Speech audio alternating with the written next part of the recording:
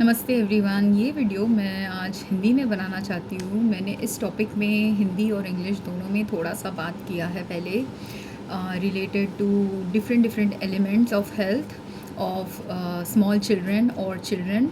दोनों के टॉपिक्स पे ही मैंने इन्फेंट डेथ पे भी लिखा है, बनाया है वीडियो, और दूसरे हेल्थ फैक्टर्स के रिलेटेड भी वीडियो बनाया है।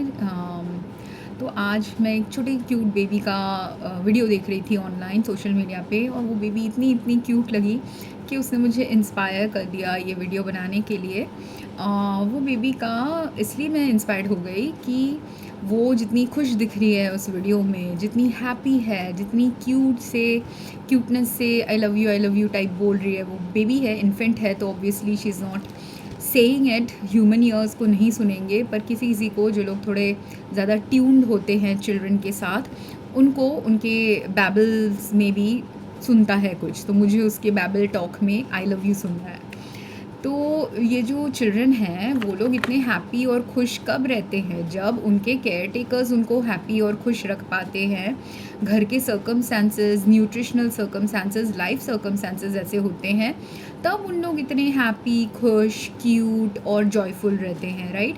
और उसके पेरेंट्स ने ऑब्वियसली उसको थोड़ा जॉयफुल एनर्जी भेजा है, और उसके केयर टेकर्स जो है वो लोग उसको खुशी से, मन से देखभाल कर रहे हैं, इसलिए वो इतनी क्यूट और जॉयफुल लग रही है उस वीडियो में।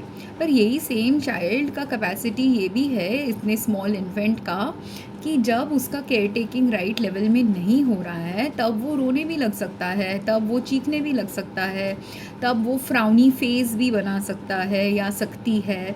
जो भी जेंडर हो बेबी का, वो बेबी कैन स्टार्ट क्राइंग और रोना या अनहैप्पीनेस दिखाना चालू कर सकते हैं अपने फेस में। कब वो जॉयफुलनेस उनका कब जाएगा? जब उनका केयर टेकिंग राइट लेवल में नहीं हो रहा है, उस लेवल में नहीं हो रहा है जिस लेवल में उनको केयर टेकिंग ज़रूरत है। और यही चीज़ का ही मेन चीज़ जो मैं फोकस करना चाहती हूँ कि इस सेंचुरी में बेबीज़ को केयर टेक करने के लिए जो चाहिए वो बहुत डिफरेंट चीज़ें हैं इन मैनी एस्पेक्ट्स दैन जो चीज़ें लास्ट सेंचुरी में चाहिए थी। जो चीज़ें 10,000 साल पहले या 5,000 साल पहले अर्थ में चलता था, वो सब सेम टू सेम पैराडाइम्स आप नहीं फॉलो कर सकते। थोड़े थोड़े पैराडाइम्स सबको शिफ्ट करने पड़ते हैं एज टाइम चेंज हो रहा है, अर्थ के पैरामीटर्स चेंज हो रहे हैं, आपके लाइफ के कंडीशंस चेंज हो रहे हैं। हर चीज़ के अनुसार आपको शिफ्टिंग और अडेप्टिव एबिलिटी आनी चाहिए कि करंट स्टेटस क्या है, और वो करंट स्टेटस के बेसिस पे हम अभी जो चल रहा है उसके बेसिस पे हम कैसे हैंडल करें। तो जब हम बेबीज़ को, जैसे बहुत सेंचुरी से ये नॉर्म रहा है कि सेंचुरी से तो नॉर्म ये रहा है कि बेबी को क्लीन रखना चाहिए, हैप्पी रखना चाहिए, फीड करना चाहिए, ये सब सबको पता है, राइट? कि बेबीज़ को कितने घंटे फीड करना चाहिए, अलग अलग मैकेनिज़म्स है फीडिंग के जो बताते हैं लोग। पर लास्ट फ्यू डेकेड्स में जब वुमेन वर्कफोर्स में जाने लग गई, तब न्यू मैकेनिज़म्स आ गए बच्चों को फीडिंग करने का। एक मैकेनिज़्म आ गया कि बेबी फार्मूलाज आ गए। बेबी फार्मूलाज बेबीज़ को दिया जाता है उनको फीडिंग के वक्त। कभी कभी जब मदर्स घर में नहीं होते, बेबीज़ ब्रेस्ट फीड भी करते हैं, पर अगर मदर को कोई इन्फेक्शन आ जाए तब वो ब्रेस्ट फीड नहीं कर सकते अपने बेबीज़ को। कभी कभी और भी कुछ कुछ इंसिडेंसेस आ जाते हैं जिसके वजह से वो बेबी का लाइफ का नॉर्मलसी को लाने के लिए, जब न्यूट्रिशनल कुछ डेफिशिएंसी चल रही है तब भी न्यूट्रिशनल फार्मूला, इन्फेंट फार्मूला दिया जाता है। जब मदर्स बिज़ी हैं और या उतना मिल्क नहीं प्रोड्यूस करे जितना बेबीज़ को चाहिए, तो तब भी उनको इन्फेंट फार्मूला दिया जाता है। जब मदर्स वर्क में जाते हैं और हमेशा कॉन्स्टेंटली वर्क में रहते हैं, कोई कोई मदर्स ब्रेस्ट पंप यूज़ करते हैं ताकि घर में मिल्क रहे, फ्रेश ब्रेस्ट मिल्क के लिए उनको फ्रेश ब्रेस्ट मिल्क का सप्लाई मिले बेबी को। वेराज कोई कोई मदर्स वीन ऑफ कर देते अपने बेबीज़ को सूनर, कि उनको जितने महीने की छुट्टी मिली है उतने महीने ही उन लोग वर्क करते हैं, और उसके बाद जब छुट्टी लेते हैं मैटरनिटी लीव, पर अगर उनका शॉर्ट टर्म मैटरनिटी लीव है तो वो 3-4 महीने ही बेबी को ब्रेस्ट फीड करते हैं, बाकी सब महीने बच्चे इन्फेंट फार्मूला और दूसरे फूड्स पे जीते हैं। और इसी में बेबी फूड का जो कैटेगरी है या बेबी प्रोडक्ट्स का कैटेगरी जो है, वो एक मास स्केल बिजनेस बन चुका है अभी अपने अर्थ में, ऑल ओवर द वर्ल्ड। और यूएस में भी ये होता है, यूएस में इन्फेंट फार्मूलाज फीड किया जाता है जब टॉडलर्स होते हैं। इंडिया में तो हम हमारे घर में मैश करके बच्चों को, एटलीस्ट हमारे घर में, मेरे फैमिली के घर में ऐसे था कि हम लोग इन्फेंट फार्मूला ये सब देते थे जब छोटे बेबीज़ थे। पर जब लोग अभी टॉडलर एज के 6 मंथ्स के बाद हम लोग उनको मैश्ड फूड्स भी देना चालू कर देते हैं बंगाली घरों में। तो मैश्ड फूड्स ये सब भी दे रहे होते हैं हम लोग। वेराज वही सेम मैश्ड फूड्स का प्रथा यूएस में बहुत ज़्यादा वुमेन वर्कफोर्स में चली गई थी आफ्टर वर्ल्ड वॉर्स और ड्यूरिंग वर्ल्ड वॉर्स। तो उसके बाद से, या ड्यूरिंग ग्रेट डिप्रेशन, तो तब से बिकॉज बहुत women outside the home work करती थी, और अगर उनके पास टाइम नहीं था बच्चों के लिए कुछ खाना बनाने का या ये सब मैशिंग का काम करने का, तो तब से क्या होने लग गया, वो वुमेन जो बिज़ी होती है, यूएस में ये स्टार्ट हुआ बट फिर वो पूरे वर्ल्ड में प्रथा बन गई कि हम छोटे छोटे ऐसे जो ग्लास के बॉटल जार्स है, इसमें भी इन्फेंट के फूड मिलते हैं यूएस में। गर्बर के, मैं गर्बर का ब्रांड लिया है, गर्बर के ब्रांड इंडिया में मिलते हैं कि नहीं मैंने ऑब्ज़र्व नहीं किया है, क्योंकि मेरे घर में तो किसी ने यूज़ नहीं किया, हम लोग खुद ही मैश करके खाना खिलाते हैं, इसलिए गड़बड़ जैसे प्रोडक्ट्स के बारे में मुझे पता नहीं है। और गड़बड़ को मैंने गड़बड़ इसलिए बोला और वो मेरे मुंह से भगवान ने निकाल दिया ये मिस्टेकन वर्ड्स, क्योंकि बहुत बहुत गड़बड़ चल रहा है अर्थ में related to many products. But सबसे सेंसिटिव पर्सन अर्थ में कौन रहेगा? ह्यूमंस में। ह्यूमंस में सबसे सेंसिटिव जो भी गड़बड़ चल रहा है उसके लिए सबसे सेंसिटिव होगा जो इंसान बहुत बहुत बीमार है, या जो फ्रेल है, या एक छोटा सा बेबी। सबसे ज़्यादा बेबीज़ को वो इम्पैक्ट आएगा अर्थ पोल्यूशन का, क्योंकि वो लोग छोटे हैं। एंड सिर्फ बेबीज़ को नहीं आता ये अर्थ पोल्यूशन का इम्पैक्ट, एक्चुअली स्मॉलर एनिमल्स को भी आता है, इंसेक्ट्स को भी आता है। इसलिए कोई भी एरिया में जब घर में आपके इंसेक्ट्स ज़्यादा बढ़ने लग गए हैं, वो एक इंडिकेटर होता है अर्थ पोल्यूशन का कि आपके ट्रीज़ में और आपके सॉइल में केमिकल कंटेंट और पोल्यूशन कंटेंट कुछ हाई है।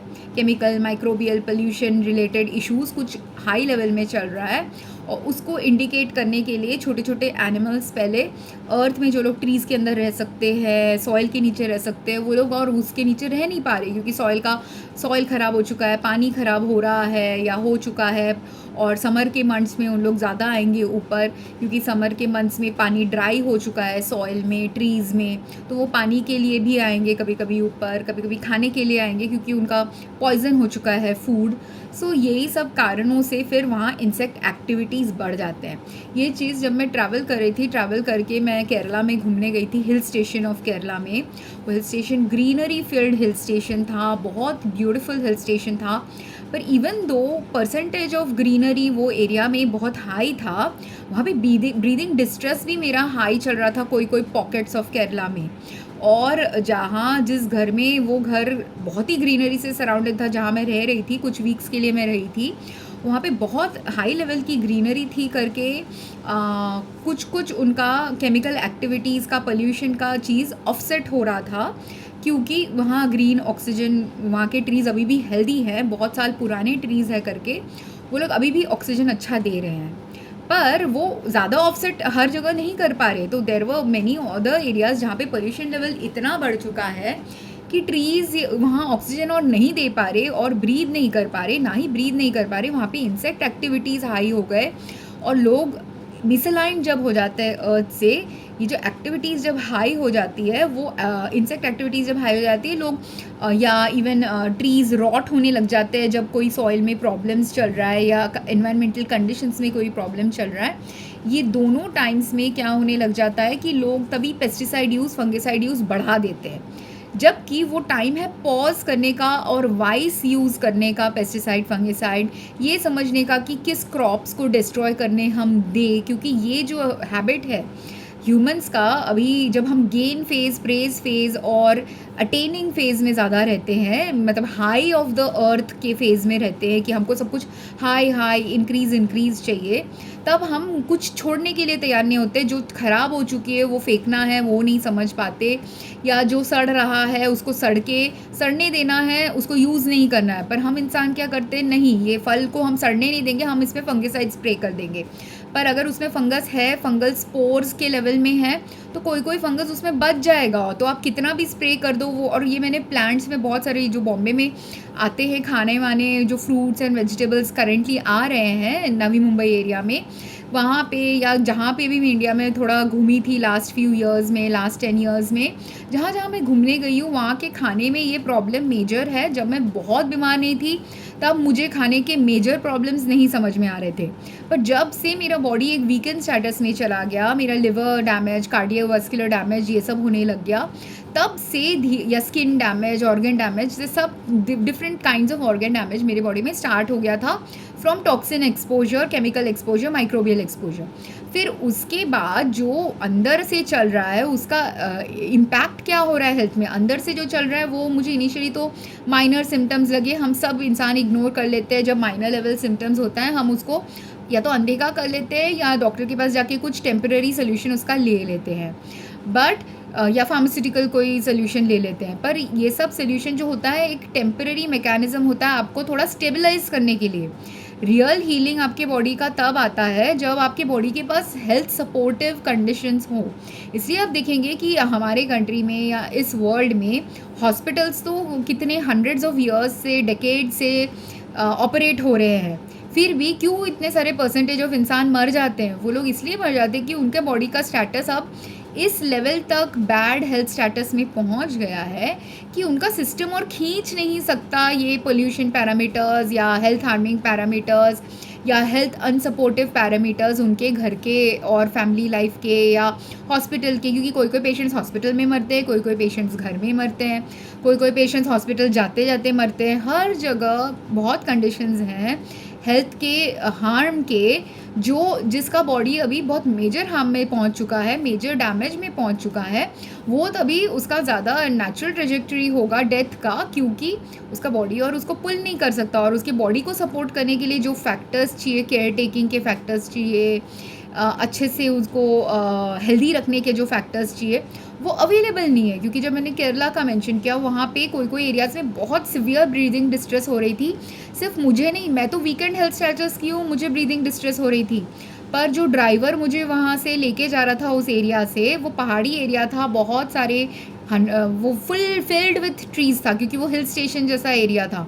तो हिल स्टेशन वाले एरिया में पूरा पहाड़ी एरिया है, नॉन सिटी एरिया है, लेस आबादी वाला एरिया है, तो नेचुरली ऑक्सीजन तो ज़्यादा होना चाहिए, हेल्दी एयर होना चाहिए, ईजी टू ब्रीद एयर होना चाहिए, पर हम ब्रीद नहीं कर पा रहे थे। क्यों? क्योंकि बहुत सारे एयर पोल्यूशन पैरामीटर्स है वहाँ पे जो सिर्फ particulate matter of air pollution नहीं है, और लोग कंसिडर ही नहीं करते कि केमिकल्स जो यूज़ होते हैं फ्यूमिगेशन के लिए, इंसेक्टिसाइड कंट्रोल के लिए, इंसेक्ट कंट्रोल के लिए, ये सबको लोग पोल्यूशन पैरामीटर में काउंट नहीं करते। पर रियलिटी ये है कि कोई भी एरिया का जब एयर में ज़्यादा ही कंटेंट हो गया है, ट्रीज़ के ऊपर ही ज़्यादा कंटेंट हो गया है केमिकल्स का, वो ट्रीज़ ब्रीद नहीं कर पा रही, वो ट्रीज़ में organ damage and organ system damage चालू हो चुका है, बाहर से अंदर से दोनों तरफ से। तब ट्री दिखने में तो अभी वो 50 साल की ट्री है, 100 साल की ट्री है, या 1000 साल की भी ट्री हो, दिखने में वो बहुत हेल्दी है, क्योंकि वो जब तक वहाँ एयर पोल्यूशन के इम्पैक्ट उस पर आया नहीं था तब तक वो हेल्दी ट्री था। और स्ट्रक्चरली और फॉर्मेशन में अगर उसको 30 साल मिला था हेल्दी एयर ब्रीथ करने का, हेल्दी वाटर, हेल्दी सॉइल, वो 30 साल से बहुत हेल्दी था। पर नेक्स्ट 20 साल में अगर उसको बहुत सारा एक्सपोजर्स आ गया है केमिकल का, तो बाहर से वो हेल्दी दिख सकता है पर अंदर से वो हेल्थ हार्म उसका चल रहा है। जैसे मेरा ऐसा है, कोई मेरा अगर फ़ोटो देखेगा, 10 साल पुराना फ़ोटो देखे, 20 साल पुराना फ़ोटो देखे, 15 साल पुराना फ़ोटो देखे, 25 साल पुराना फ़ोटो देखे, मैं अभी 45 ईयर्स की हूँ, तो उतने एज के भी 25 साल पुराने फ़ोटो से लेके अब तक के इसमें बहुत सारे फ़ोटोज़ जिसमें मैं बहुत सिमिलर दिखती हूँ। पर जहाँ जहाँ मेरा हेल्थ हार्म चल रहा है वहाँ वहाँ एक डिस्टिंग्विशिंग फैक्टर है जो आप ऑब्जर्व कर सकते हैं, वो लोग ऑब्जर्व कर सकते हैं जो एट्यून्ड है हेल्थ के बारे में। जो लोग एट्यून्ड नहीं है हेल्थ के बारे में, उनको मेरे फ़ोटोज़ में कुछ ज़्यादा डिफरेंस दिखेगा नहीं कि क्या शिफ्ट आया है, क्या चेंज आया है। और क्योंकि मैं सेल्फ अवेयर पर्सन हूँ, मैं हेल्थ केयर के बारे में पढ़ती हूँ, इसलिए मैंने ऑब्जर्व भी किया, स्टडी भी किया, रिफ्लेक्ट भी किया जब बीमार थी कि कब कब फेजेस में मेरा हेल्थ बहुत अच्छे हेल्थ स्टेटस में था, कब कब मेरा हेल्थ अच्छे हेल्थ स्टेटस में नहीं था, क्यों मेरा हेल्थ अच्छे स्टेटस में था, क्यों मेरा हेल्थ अच्छे स्टेटस में नहीं था। ये सब रिफ्लेक्ट करने के बाद मैं जब घूमने गई, प्लस मैं थोड़ा-सा पुअर हेल्थ स्टेटस में थी, तब मुझे और डीपली ये समझ में आया कि एनवायरमेंटल कंडीशंस से कैसे हमको पेन होता है, एनिमल्स, प्लांट्स को पेन होता है, और ना ही पेन होता है। मैं तो दिखने में 10 साल पहले भी जैसे दिखती थी, अभी भी ऐसे दिखती हूँ, पर फंक्शनली मेरा फंक्शनल एबिलिटी बहुत कम हो गया, क्योंकि बहुत मेजर ऑर्गन डैमेजेस चल रहे हैं। तो जितनी मैं फंक्शनली एबल थी पहले मैं अगर 8 घंटे बात कर सकती थी पेशेंट्स के साथ, 10 घंटे 12 घंटे कॉन्वर्स कर सकती थी continuously without having any tiredness, nothing. पर आप मेरे कुछ वीडियोस में ही देखोगे, कभी कभी मैं 1 घंटा बोलने के बाद कोई वीडियोस में मेरे पास स्ट्रेंथ ही नहीं रहता बोलने का, और मैं पूरी एग्जॉस्ट हो जाती हूँ, तो मैं बंद कर देती हूँ वीडियोस आफ्टर 1 आवर, या जब भी मेरे को एग्जॉशन आ जाता है। वो क्यों हुआ है? क्योंकि उसी दिन के पहले, उस दिन ही शायद मैंने ऐसे कुछ खाया है, या 2-3 दिन पहले कुछ खाया है जो मेरे बॉडी में ऐसा प्रक्रिया क्रिएट किया है, ऐसा बायोकेमिकल रिएक्शन हुआ है, प्लस मेरा ऑलरेडी ऑर्गन डैमेज है। तो ये दोनों को मिला के मेरे अंदर ऐसा कुछ डेवलप हो रहा है कि जिसमें मैं अभी 1 घंटे से ज़्यादा बात नहीं कर सकती, या करती भी हूँ तो बहुत रेयर डेज़ है जिस दिन 1-2 घंटे में बात कर सकती हूँ, 3-4 घंटे में कुछ एक्टिविटी में, फिज़िकल एक्टिविटी भी जो 10-12 घंटे की मैं फार्मेसी में वर्क करती थी, फिर 2-2 घंटे जिम में वर्कआउट करती थी, फिर मैं अकेली रहती थी, तो मेरा सारा काम जो है, घर का काम हो, बाहर का काम हो, सब कुछ मैं खुद करती थी। ये सब मेरा बंद हो गया है लास्ट फ्यू ईयर्स में, बिकॉज इतना सिवियर लेवल का डैमेज चल रहा है कि अगर मुझे बैंक में जाना है 10 कामों के लिए, मैं बैंक में सिर्फ 1 साल में 1 बार जा पा रही हूँ, ऐसा लेवल में जा रही हूँ, या 2-3 महीने में 1 बार जा रही हूँ। जब मुझे एक्चुअली जाना है हर हफ्ते 1 बार जाके कुछ करूँ, तो जाके मेरे कुछ प्रॉब्लम्स फिक्स होंगे, पर वो फिक्स मैं करा ही नहीं पा रही, क्योंकि वहाँ बैंक में जाके 4 घंटे के लाइन में, 1.5 घंटे के लाइन में मैं रह नहीं पा रही, क्योंकि वहाँ के एनवायरमेंटल कंडीशंस के भी कोई फैक्टर्स है जो मेरे हेल्थ को इम्पैक्ट करता है। कभी कभी क्राउड होता है, क्राउड की वजह से नहीं हो पाता कि मैं स्टैंड नहीं कर सकती ज़्यादा देर, पर कभी कभी इट्स नॉट अबाउट स्टैंडिंग, कभी कभी मैं बैठ भी नहीं सकती 1 घंटा, आधा 1 घंटे के बाद भी प्रॉब्लम्स। क्यों? क्योंकि अगर एनवायरमेंटल कंडीशन में कुछ पोल्यूटेंट है जिसमें जो ब्रीदिंग को इम्पैक्ट कर रहा है, जो बॉडी के ऑर्गन डैमेज को इन्हांस कर रहा है, उस वक्त भी इमीडिएटली मेरा सिस्टम फेलियर की तरफ जा रहा होता है। तो इसलिए मुझे फिर मैं ज़्यादा देर वहाँ रुक नहीं सकती, मैक्सिमम 1 घंटा रुक सकती हूँ। कभी कभी अगर पुश करके अपने आप को कोई काम करना है तो कर लेती हूँ, ऐसे सब करना पड़ता है। क्यों? क्योंकि मैं हूँ वो लास्ट स्टेज और ऐसे स्टेज ऑफ हेल्थ डिस्ट्रेस में जिसमें नॉर्मल फंक्शंस भी बहुत मुश्किल से करा जाता है। तो ये चीज़, मगर मैं वीक हूँ करके मुझे इसलिए इजीली समझ में आता है कि क्या डिस्ट्रेसफुल थिंग है, क्या हार्मफुल थिंग है एनवायरनमेंट का। बट सेम वे जिस लेवल में मैं वीकनेस मेरा है 45 ईयर्स ऑफ एज, एक बेबी का भी जो 3-4 मंथ्स का बेबी है, वो भी उसी डिस्ट्रेसफुल कंडीशन में अगर रहेगा, वो तो एक छोटा बेबी है, तो वही सेम एनवायरमेंटल कंडीशंस जो मुझे ब्रीदिंग डिस्ट्रेस दे रहा है, वो एक 10 times smaller baby, 20 times smaller in size baby को भी ब्रीदिंग डिस्ट्रेस देगा। तो मैंने जब सडन इन्फेंट डेथ सिंड्रोम के बारे में बोला, वो सडन इन्फेंट डेथ सिंड्रोम क्यों होता है? क्योंकि अगर आपके होम एनवायरनमेंट में ही कुछ ब्रीदिंग डिस्ट्रेस वाले हैवी कंडीशंस थे, आपको नहीं पता थे कि वो breathing distress, organ damage distress, दोनों का कुछ इंटरनल कॉम्बिनेशन वाला कुछ चल रहा था आपके होम एनवायरनमेंट में, या होम प्लस हॉस्पिटल एनवायरनमेंट में। And not just the environment जब वो बेबी बॉर्न हुआ था, बट बॉर्न के पहले भी जब वो मदर के फीटस में था, उस वक्त भी मदर ने क्या कंज्यूम किया है, क्या इनहेल किया है, क्या फीड किया है अपने आप को, क्या उसको किसी ने फीड किया है, ये सब कंडीशंस होता है जो इम्पैक्ट करता है किसी के हेल्थ को। और इसी चीज़ के बारे में अभी अगर हमको हेल्दी फ्यूचर चाहिए, तो हमको हेल्दी अपना प्रेजेंट बनाना ही पड़ेगा। अभी वैसा हेल्थ जो हेल्थ सपोर्टिव है, जो हेल्थ को जस्ट अगर बीमार पड़ गए थोड़ा सा पट्टी लगा दी, थोड़ा सा दवाई दे दिया, उससे नहीं चलेगा। अभी पूरा क्योंकि हमारे जो हेल्थ सपोर्टिव कंडीशंस हैं वो चले जा रहा है अर्थ में। अगर हमने समझा कि ग्रीनरी इंपॉर्टेंट है, ग्रीन ट्रीज देख के सोच लिया कि ये हेल्दी एयर वाला एरिया है, that is not true any more. क्योंकि इतना अगर पोल्यूशन वो उस एरिया में आ गया है, अगर 100 ट्रीज़ भी वो एरिया में हो, और दूसरा एक सिटी हो जहाँ पे सिर्फ 10 ट्रीज़ है, पर अगर 10 ट्रीज़ वाले सिटी में कम एयर पोल्यूशन, वाटर पोल्यूशन, अर्थ पोल्यूशन है, वो 10 ट्रीज़ वाला सिटी कभी कभी ज़्यादा हेल्दी रहेगा देन 100 ट्रीज़ वाला सिटी अगर वो 100 ट्रीज़ वाले सिटी में high level of pollution parameters चल रहे हैं, तब वो ट्रीज़ सिर्फ दिखावे के लिए हो जाता है, दिखने में वो पॉपुलेशन हेल्थ। और सेम थिंग जो ट्रीज़ के बारे में मैं बोल रही हूँ, वहाँ का पॉपुलेशन हेल्थ दिखने में ऐसे लग रहा है कि बहुत फिट एंड फाइन है, बट रियलिटी ये है कि धीरे धीरे वहाँ डेथ्स हो रहे हैं। जिनके घर में मैं एक होम स्टे में रही थी, उनके साथ जब डिस्कशन कर रही थी, वो लोग ऑलरेडी बोल रहे थे कि उनके फैमिली में डेथ्स आ गई है, पर उनको लगा बीमारी हुई, ये डिजीज़ हुआ, वो डिजीज़ हुआ। वो तो डॉक्टर ने निकाला है कि ये डिजीज़ एक फाइनल स्टेज है जिसके वजह से वो मरे हैं, ठीक है। पर द रियल थिंग जो उनको मार रहा है is not simply the disease. वो डिज़ीज़ का रिकवरी का कोई थिंग नहीं है उनके लाइफ में, इसलिए डेथ आ रहा है कि वो डिज़ीज़ से रिकवर होने के लिए सिर्फ मेडिसिन एक पार्ट होता है आपके हीलिंग का, वो मेन पार्ट नहीं होता आपके हीलिंग का। मेन पार्ट आपको फूड से आता है, न्यूट्रिशन से आता है, होम एनवायरनमेंट कंडीशन से आता है, लोकल एनवायरनमेंट कंडीशन से आता है, जिससे आप हेल्दी और रिकवरी के तरफ जाओगे। और यही सब पैरामीटर्स अभी राइट नाउ अर्थ में बहुत बहुत ख़राब है। जब सडन इन्फेंट डेथ होता है तब इन्फेंट के, और ग्लो ने इसको इतना डीपली स्टडी नहीं किया है, but according to my intuition main reason ये है, जो चीज़ें मुझे ब्रीदिंग डिस्ट्रेस दे रही है, स्किन इरिटेशन दे रहा है, मैंने ऐसे सब के बारे में बहुत वीडियोज़ बनाए हैं। तो देर आर मल्टीपल केमिकल्स हमारे अर्थ में हम जब यूज़ कर रहे हैं, वो केमिकल्स हाई लेवल टॉक्सिक है। इंडिविजुअल इटसेल्फ बहुत सारे केमिकल्स के स्टडी हो चुके हैं जिसमें ये डिटरमिन हो चुका है कि ये केमिकल्स इंडिविजुअल यूज़ में ही हाई लेवल टॉक्सिक है। पर जो इन्फेंट मर गए हैं फ्रॉम लाइक, एंड उनको बेबी प्रोडक्ट्स ही यूज़ किया होगा, अपने बेबी के बेडशीट में उसको डाला होगा, बेबी वाले क्रेडल में रखा होगा, बेबी के बेड्स होते हैं छोटे छोटे बच्चों के, उसमें आपने अपने इन्फेंट या टॉडलर को सुलाया होगा, सब कुछ बेबी डिज़ाइन प्रोडक्ट्स ही आप यूज़ कर रहे होगे, फिर भी डेथ हो रहा है। क्यों? क्योंकि लोगों को पता नहीं है कि हेल्थ हार्मिंग थिंग्स जो आप यूज़ कर रहे हो। और क्या हुआ है कि धीरे धीरे कंपनीज़ भी, मैंने फार्मास्यूटिकल कंपनी में कभी वर्क तो नहीं किया है, पर मुझे पता है कि फॉर्मुलेशंस कैसे बनते हैं। मेरे फ्रेंड्स वर्क करते हैं फार्मास्यूटिकल एंड कॉस्मेटिक कंपनीज़ में, एंड इनफैक्ट मेरी एक फ्रेंड जो कॉस्मेटिक कंपनी की टेस्टर थी, वो रिसर्च एंड डेवलपमेंट डिपार्टमेंट में वर्क करती थी, तो वो खुद टेस्ट करती थी बहुत सारे प्रोडक्ट्स की सेफ्टी, क्योंकि एनिमल सेफ्टी का जब रूल्स निकल गए तब तो ह्यूमंस को टेस्ट करना पड़ेगा ना, प्रोडक्ट सेफ़ है कि नहीं। तो उससे मुझे कभी कभी कुछ प्रोडक्ट्स ऐसे ही दे दिए थे जो उसकी कंपनी सेल नहीं कर रही थी।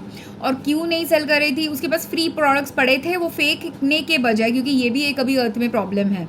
और यही सब लेवल में बहुत सारे मेन कंपनीज़ को वर्क करना है। इसलिए मैं जब कह रही हूँ कि डाउन टर्न फेज़ आने वाला है या लैग फेज़ आने वाला है, उसका भी एक रीज़न है। And I will make a video business के बारे में लेटर, बट एसेंशली वो मुझे फ्री प्रोडक्ट्स एक बार दो बार, फ्रेंड्स को जब हम मिलते हैं साल में एक बार, 4-5 साल में एक बार, तब हम जब मिल रहे हैं as a group, friends group, उसने हम लोगों को कुछ प्रोडक्ट्स दिए थे। अब मेरा सेंसिटिव स्किन है करके कोई प्रोडक्ट्स जब मैंने यूज़ किए, I couldn't use it at all. और उस वक्त मैं हैवी लेवल बीमार भी नहीं थी, बट फिर भी बिकॉज स्किन सेंसिटिविटी मेरा बहुत सालों से है, तो मैं उसके प्रोडक्ट्स यूज़ ही नहीं कर पा रही थी। या तो स्किन सेंसिटिविटी या तो हेडेक्स एंड सेंट से ही मुझे कोई प्रॉब्लम्स आ जा रहे थे वो। And it's a major cosmetic company, global cosmetic company, international cosmetic company जिसमें उसने वर्क किया है। फिर भी ये सब के बावजूद भी वो प्रोडक्ट्स वो लोग टेस्ट भी कर रहे हैं, ह्यूमंस ही टेस्ट करके देखते सेफ़ है कि नहीं। फिर भी क्या होता है, अगर सिर्फ 1% बोलता है कि ये प्रोडक्ट से हमें प्रॉब्लम है, मोस्ट कंपनीज़ वो 1% को सोचती है 1% बहुत कम है, पर रियलिटी ये है कि 1% बहुत कम नहीं है। जब आप मिलियंस ऑफ कस्टमर्स को वो प्रोडक्ट सेल करोगे, 1% is a huge number of customers, ठीक है। तो वन प्रॉब्लम वो है कि बहुत कंपनीज इस चीज़ को एग्जामिन ही नहीं कर रही। दूसरी चीज़ ये है, वो मेरी फ्रेंड खुद, उसको ये एक ओवेरियन कैंसर हो गया 40s के एज में, ठीक है, या सम फॉर्म ऑफ कैंसर उसको हुआ।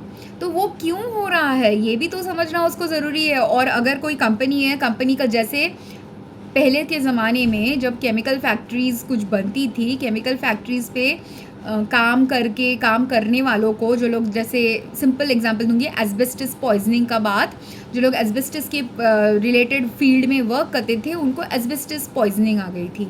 जो लोग ऐसे ही कोई और लेड के फील्ड में वर्क करते थे उनको लेड पॉइजनिंग आ गई। जब तक वो लोग वो फैक्ट्री में काम करते थे, वो फैक्ट्री वर्कर्स में पहले वो दिखा गया कि जो लोग ज़्यादा वो एक्सपोजर हो रही है जिनको वो केमिकल्स की, उनमें पहले स्टडी करके पता चला कि लेड पॉइजनिंग ऐसे होती है, एस्बेस्टस पॉइजनिंग ऐसी होती है। फिर बाद में लेड का कहाँ और हमको इम्पैक्ट समझा। लेड का सिर्फ क्या फैक्ट्री वर्कर्स पे लिमिटेड था उसका हेल्थ इम्पैक्ट? नहीं, उन पे पहले दिखा गया वो ट्रेंड, पर बाद में कहाँ दिखा गया? जो लेड यूज़ होता था पेंट्स में पहले, तो पेंट्स में जहाँ लेड होता था, लेड के जो पेंट वाले घर होते थे, लेड पेंट वाले टॉयज़ मिलते हैं अभी भी मार्केट में। जो टॉयज़ और पेंट वाले घर है उसको आप इनहेल करोगे, वो घर में आप रहोगे, या टॉयज़ बच्चे वो टॉयज़ से खेलेंगे तो और च्यू करेंगे, क्योंकि बच्चे तो ऐसे होते हैं, उनका जब टीदिंग स्टेज आता है वो च्यू भी करना चाहते हैं अपने टॉयज़ को।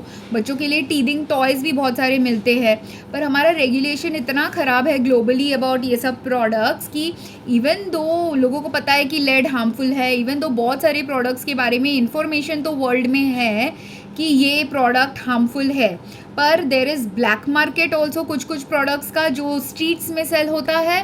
फिर ब्लैक मार्केट छोड़ के ऑफ लाइक चोरी के सामान भी बहुत होते हैं जो सेल होता है। फिर ऐसे जो प्रोडक्ट जो मेरे फ्रेंड ने मुझे दे दिया, वो तो फ्रेंड को दे रही है, वो सोच रही भला कर रही है कि वो मुझे एक फ्री प्रोडक्ट दे रही है, पर वो भला नहीं था, क्योंकि वो मोस्ट लाइकली वो प्रोडक्ट्स मुझे दे रही थी जो सेल नहीं हुआ है, जो स्टॉक में ओवर स्टॉक्ड पड़ा है, ऐसा कोई प्रोडक्ट मुझे दे रही थी, या जो टेस्ट करके शायद 1% ने या कुछ परसेंट ने कहा कि उनको प्रॉब्लम हो रहा था, पर कंपनी ने अभी तक डिस्ट्रॉय नहीं किया है, वैसे वाले कुछ प्रोडक्ट्स मुझे दे रही थी। तो ये प्रॉब्लम जो प्रॉब्लम है कि प्रोडक्ट्स जो सेल नहीं हुए, कंपनीज़ को ये देखना है कि क्यों नहीं सेल हो रहा, और वो लोग देख नहीं रहे, राइट एनालिसिस नहीं कर रहे, और जो वाली कंपनीज़ वो एनालिसिस राइटली नहीं करेंगे उनका ही बिजनेस डाउन होने वाला है। पर इसका कॉन्सिक्वेंस हमारी लाइफ में क्या है, ये तो कंपनी पर्सपेक्टिव से मैंने कह दिया कि कंपनीज़ क्या गड़बड़ कर रही है, पर ह्यूमन पर्सपेक्टिव से, गवर्नमेंट पर्सपेक्टिव से प्रॉब्लम ये है कि अगर एक $1 million company millions of products बनाई है, और वो मिलियंस ऑफ प्रोडक्ट एक गार्बेज प्रोडक्ट है, अब वो मिलियंस ऑफ गार्बेज प्रोडक्ट को आप डिस्पोज कहाँ करोगे? तो इसलिए जब मैंने कहा क्वालिटी इंपॉर्टेंट है, क्वालिटी इसलिए इंपॉर्टेंट है कि वो सेफ़ प्रोडक्ट होना चाहिए, अच्छे क्वालिटी का प्रोडक्ट होना चाहिए, ऐसा प्रोडक्ट होना चाहिए कि जो अर्थ पोल्यूशन को बढ़ाए नहीं, आपके पोल्यूशन और गार्बेज कलेक्शन के प्रॉब्लम्स को एनहांस न करे।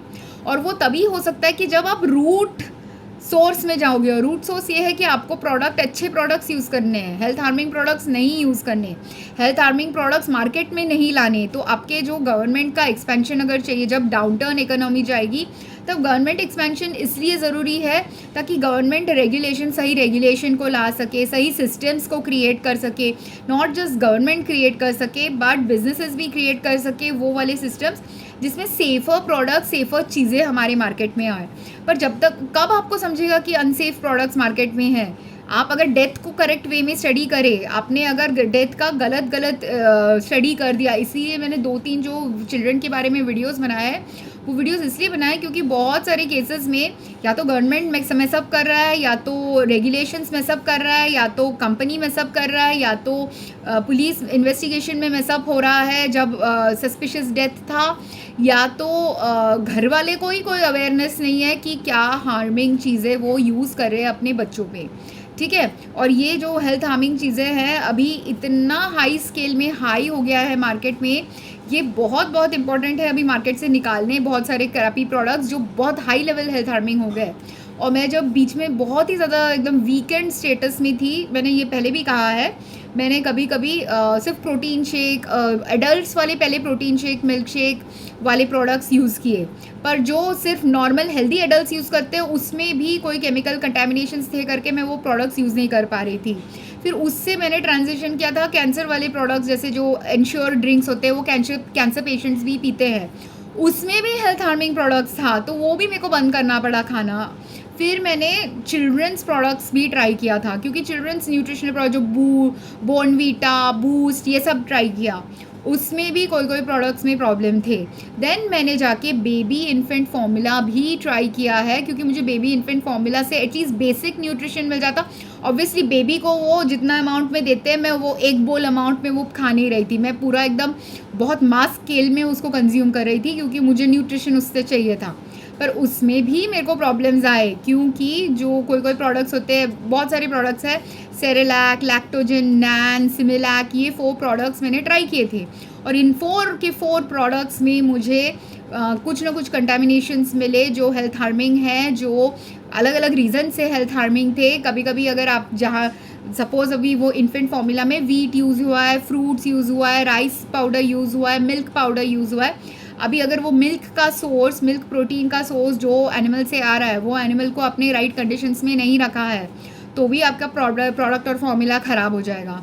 जो केमिकल एक्सट्रैक्शन के आपके मैन्युफैक्चरिंग फैसिलिटी में, ये तो मैं फार्मास्यूटिकल इंडस्ट्री की स्टूडेंट हूँ, इसलिए मुझे इसके डिटेल्स पता है। मैं कभी कोई कंपनी में जाके डायरेक्टली काम नहीं किया है, पर इंटर्नशिप भी की है फार्मास्यूटिक्स के सब्जेक्ट में। हमारे लैब में हम ये एक्सपेरिमेंट्स करते हैं, तो मुझे थोड़ा सा तो फॉर्मुलेशन के बारे में आइडिया है।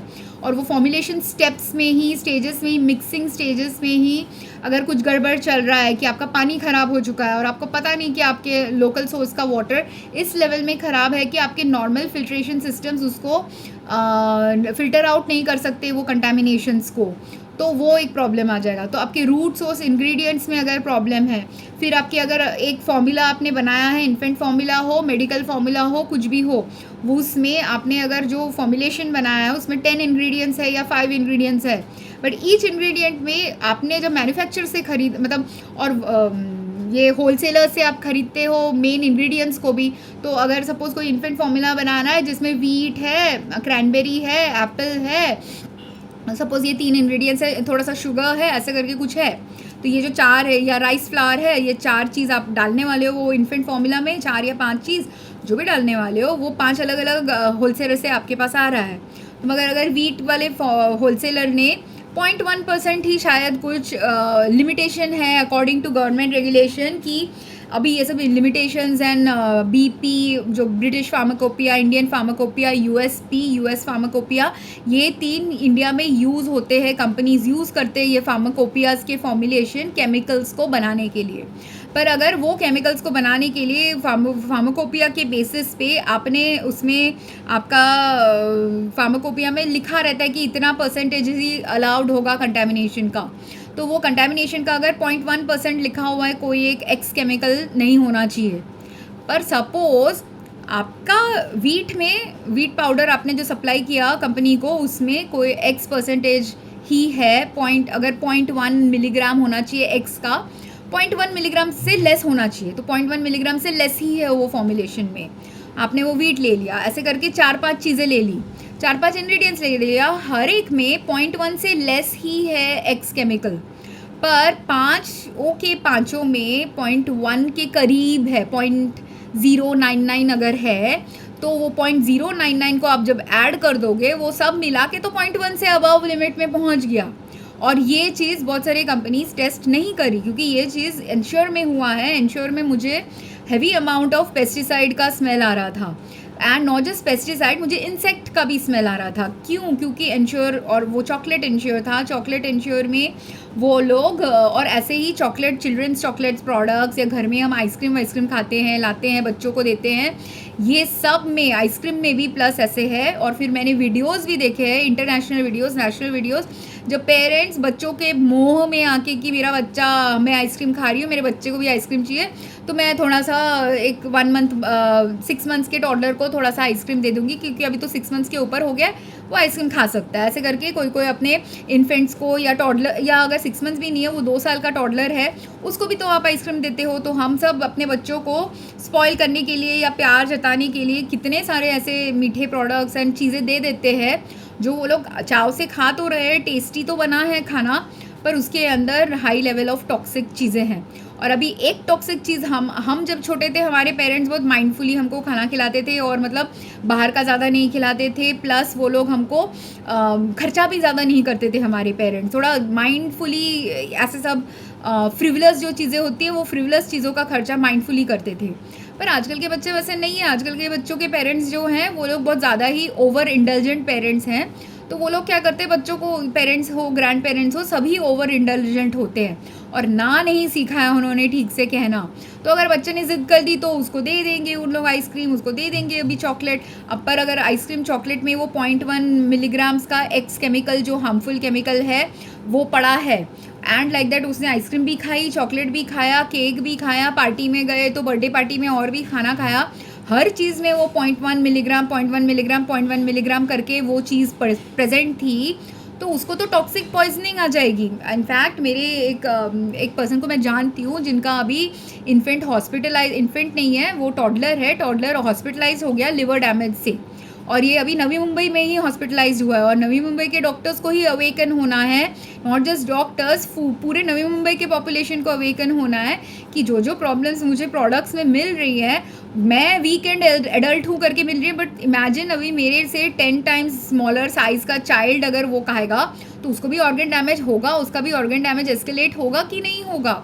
और वो एक प्रोडक्ट खा के शायद नहीं हुआ है, किसी का एक प्रोडक्ट खा के हो सकता है, अगर वो बहुत चाव से उसने एक पूरा बैग ऑफ चिप्स खा लिया और बैग ऑफ चिप्स में कुछ केमिकल कंटेंट था जो हार्मफुल है, लिवर हार्मिंग है, उसको लिवर टॉक्सिसिटी हुआ है, तो लिवर हार्मिंग है, तो वो एक चीज़ खा के ही हो सकता है। पर किसी को सिर्फ एक चीज़ खा के नहीं होगा, उसके मम्मी पापा ने उसको शायद हेल्दी खाना ही दिया, मे बी वो लोग इंडल्जेंट पेरेंट्स भी नहीं है। अभी तो नॉन इंडल्जेंट और इंडल्जेंट दोनों पेरेंट्स के किड के पास ये रिस्क हो सकता है।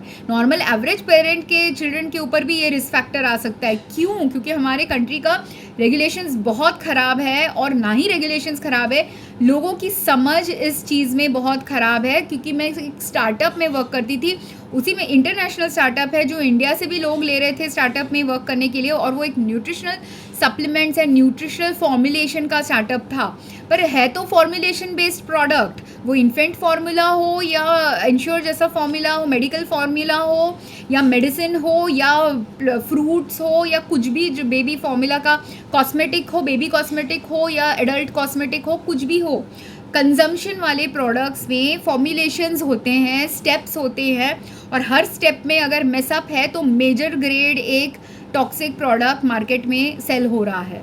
और बहुत सारे जो कंपनीज़ हैं, जो लोग अभी टॉक्सिक प्रोडक्ट खा के, अगर कोई खाने की प्रोडक्ट है जो ख़राब है, जो अभी मैं इंटरनेट में बहुत, मैं क्योंकि बीमार हूँ तो मैं बाहर दुकान में ज़्यादा देर 1-1 घंटा 2-2 घंटा डीमार्ट में जाके खड़ी नहीं हो सकती। पहले मैं खड़ी होती थी, 1-1 घंटा मुझे खड़े होने में आधा घंटा मिनिमम खड़ा होना पड़ता है, उतना टाइम मुझे कोई प्रॉब्लम नहीं होता था, और मैं हमेशा 10 आइटम से less he most of the time shopping करती थी, क्योंकि मैं तो alone majority of the time रहती थी। और अगर मैंने कार्ट वाला शॉपिंग भी कभी कभार कर दिया, तब हेल्थ थी कि 1-1 घंटा भी मैं खड़ी रहूँ, मुझे कोई प्रॉब्लम नहीं है।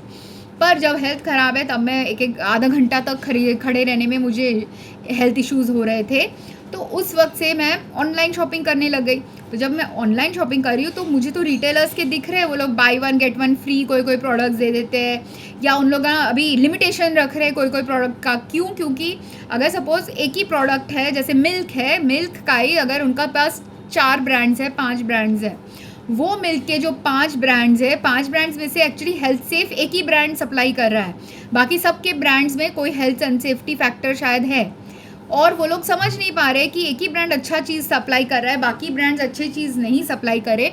वो लोग डेटा एनालिसिस नहीं करे, आईटी का पूरा सिस्टम लगा के रखा है, इंटरनेट से कस्टमर एनालिसिस कर रहे, पर क्या कस्टमर एनालिसिस कर रहे, सब फालतू कस्टमर एनालिसिस कर रहे, meaning the analysis they are doing is all bullshit, और उसका रेजोल्यूशन भी बुलशिट रेजोल्यूशन। क्योंकि अगर आपके 5 कंपनीज़ के प्रोडक्ट्स आपके पास हैं, उसमें से सिर्फ एक ही कंपनी का प्रोडक्ट सेल हो रहा है, बाकी 4 के प्रोडक्ट सेल ही नहीं हो रहे, आपको अवेकन करना है वो बिज़नेस को कि ये जो प्रोडक्ट्स है वो सेल नहीं हो रहा। फर्स्ट ऑफ ऑल आपकी कोई कंपनीज़ है, इतने बैड उनके पॉलिसीज़ है ऑर्डरिंग के, वो लोग कंटिन्यूसली ऑर्डर करते रहते हैं, ऑटोमेटिक ऑर्डरिंग सिस्टम होगा, कुछ ना कुछ फालतू सिस्टम उन्होंने आईटी सिस्टम क्रिएट करके रखा है।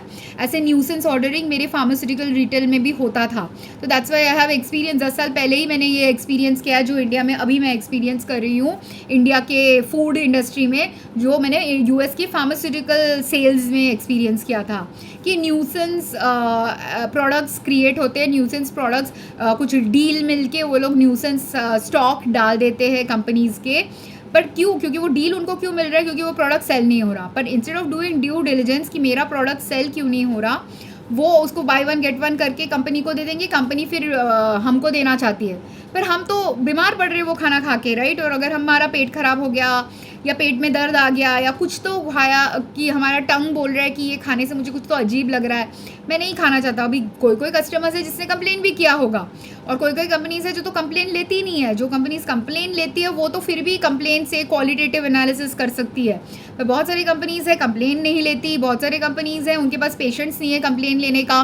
बहुत सारी कंपनीज है उन्होंने कंप्लेन रिटर्न्स ही नहीं लेती, तो कुछ भी नहीं कर रहे हैं उन लोग जानने के लिए कि वो क्रैपी प्रोडक्ट सेल कर रहे हैं। और वो वन ऑफ द कंपनीज जो रिटर्न्स भी नहीं लेती, वो अभी बहुत एडवर्टाइजिंग करी है, पर एडवर्टाइजिंग करके उनको मार्केट और कस्टमर नहीं मिलने वाला, और वो कंपनी डूबने ही वाली है। 100% गारंटीड डूबेगी, क्योंकि वो कितना भी एडवर्टाइजमेंट कर ले, क्रैपी प्रोडक्ट अगर है और क्रैपी प्रोडक्ट लेने का आप रिटर्न्स पॉलिसी भी नहीं रखे हो, फिर उसके बाद ना ही आपने रिटर्न पॉलिसी रखी है ना ही आपने रिफंड पॉलिसी रखी है, तो कस्टमर तो पिस ऑफ होके आपसे कभी और प्रोडक्ट नहीं लेगा। मैंने उनका ऐप बंद कर दिया अपने कंप्यूटर से।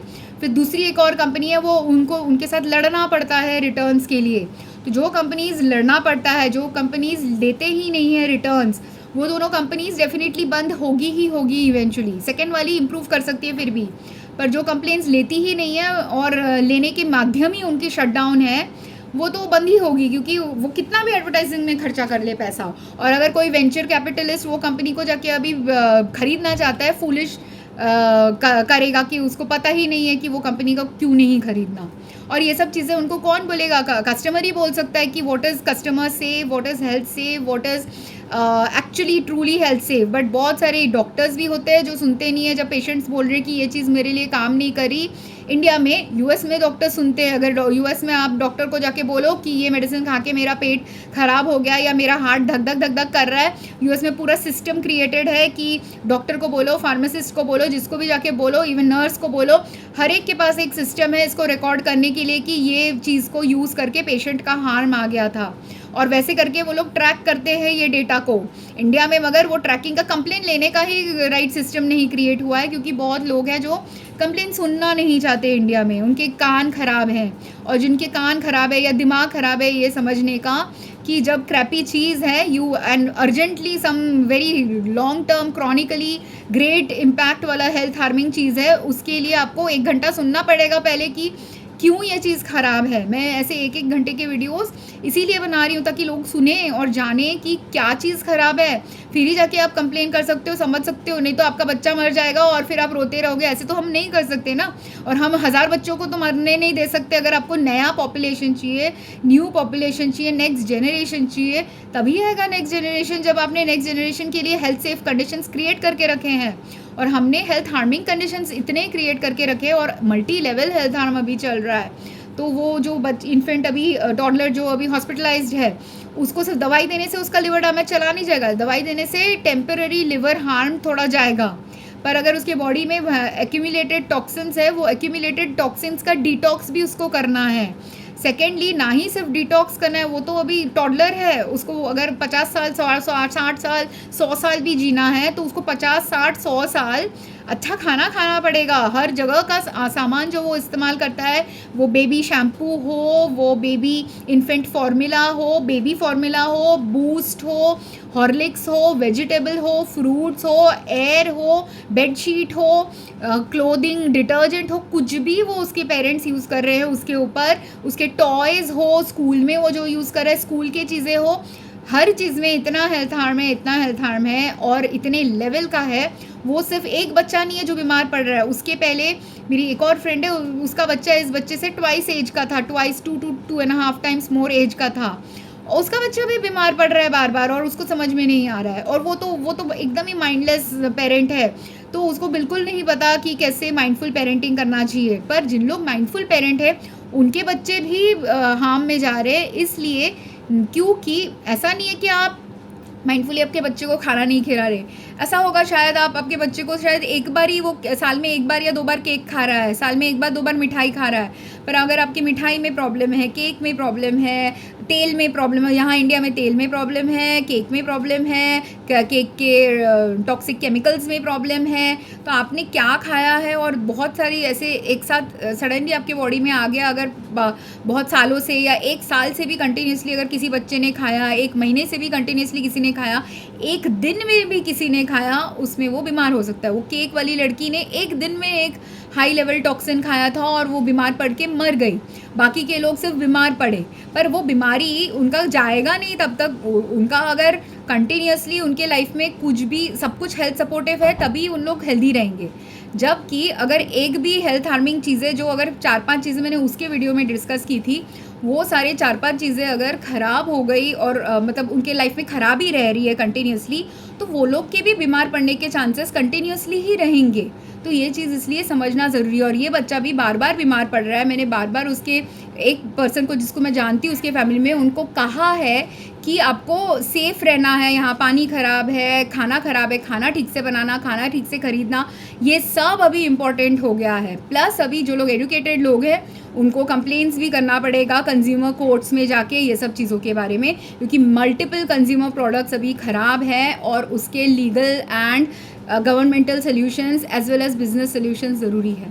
सो as well as health care solutions, but right health care intervention, ना कि सिर्फ दवाई दिया। क्योंकि कोई बच्चे में जिसको लिवर डैमेज हो चुका है उसको दवाई देना भी आपको संभाल के देना पड़ेगा। लिवर डैमेजिंग दवाई आप उसको दे नहीं सकते, या लो डोज की दवाई देनी पड़ेगी। बहुत कुछ ऐसा करना पड़ेगा according to the health status of the child हो, एडल्ट हो, जो भी हो। So I hope this was informative. किसी को क्वेश्चंस कमेंट्स इस पर डिस्कशन चाहिए, कॉन्टैक्ट मी। मेरे कॉन्टैक्ट मेरे डिस्क्रिप्शन सेक्शन में दिए हुए हैं, and comment here as well. Thank you very much, have a great day.